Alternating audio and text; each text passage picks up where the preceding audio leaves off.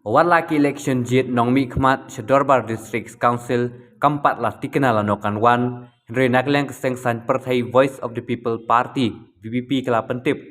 bakalong kepala krek benyakun di election MDC di Autonomous District Council man penyeng kertong haborok ki constituency kentup ke Jante Hill Autonomous District Council berke Khase Hill Autonomous District Council yakni la pentip do Vice President ke parti VPP Dr. Kara H. Chan Habakali Dr. Karachan sulai tu ba omla banlen pakadon cisya pakawe constituency ke bapan tiket kidon hadu R Laingut hari Nagleng election committee juga parti VPP kan hab bansyong bisar habede par ketiket MDC.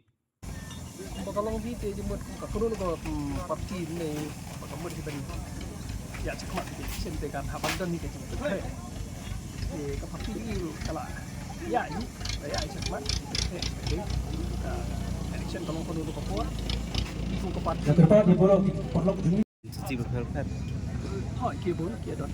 don ki konstruksi ki badon tang we arut ki don ki bakhambu ni dapat ko sa faru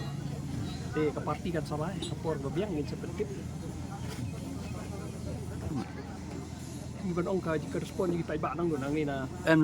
nangi nang ni ka respon jong ki brin jong nang ni na khas ko bakalong idang chulet jo kum te i ki news ko ti domi kum tu te ka don ka jingkwa jong ki na ki baka parti jong ikan let chathe ya menta tu ni pala padong hadu ka tu tenrei nakaliang jong kum gi susu ka don ka jingkwa nakaliang ki perlok garu jong chatai baka parti jong ikan let ban ya don menta sa karo hilsu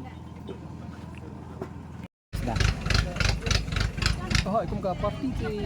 habban ya sakmat na marang imti pa ko por ko election. Kuno no ka sing center thai ko parti ka habban lo jadi kamla ban ya chuki ke beri ben le kum ka parti ta ka election re this council le no election ni long la pre Atu nak kalian kan sepi pin sat pin bo itu ki kandidat habaro ki live teli ke artna teli ke sini kum Oh, ingin buat kandidat habaro hakki konferensi kan ta jadi hang ni bar jantil kasil this council bar jantil this council